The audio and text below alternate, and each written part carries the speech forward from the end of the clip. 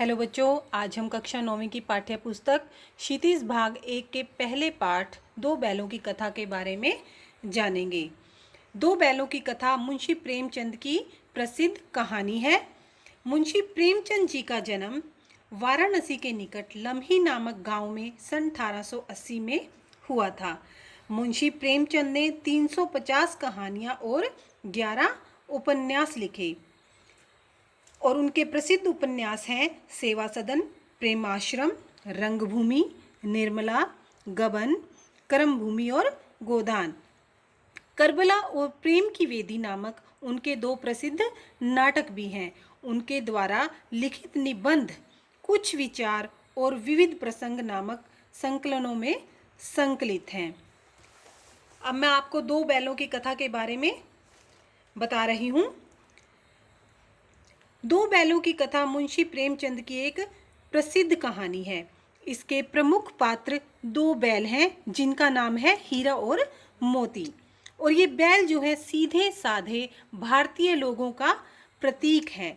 ये शक्तिशाली, काम करने वाले और सीधे साधे होते हुए भी मनमाने अत्याचार सहन करते हैं।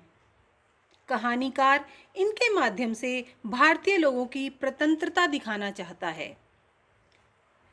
बैल, आप सभी जानते हो कि बैल एक सीधा साधा जानवर होता है और जानवरों में सबसे बुद्धिहीन गधे को माना गया है। इसका सबसे बड़ा कारण क्या है बच्चों? उसका सीधापन और सहनशीलता। वह सुख दुख, लाभ हानि सभी में एक जैसा रहता है। इसी सीधेपन और सहनशीलता के कारण ही भारतीयों को अफ्रीका और अमेरिका में अपमान सहना पड़ता है। गधे से कुछ ही कम सीधा एक और प्राणी है जिसका नाम है बैल। कभी कभी यह अड़ भी जाता है, इसलिए इसका स्थान गधे से कुछ नीचा है। हीरा और मोती सच्चे मित्र थे। झूरी काछी के पास दो बैल थे, हीरा और मोती, यानी कि हीरा और मोती को के मालिक का जो नाम था झूरी काछी था। दोनों पछाई जाति के सुंदर, सुडौल और चौकस बैल थे। पछाई जाति है जो होती है वो बैलों की एक विशेष नस्ल होती है। लंबे समय के साथ साथ रहते हुए उनमें गहरा प्रेम हो गया था। वे साथ साथ खाते, खेलते और धोल धप्पा करते थे।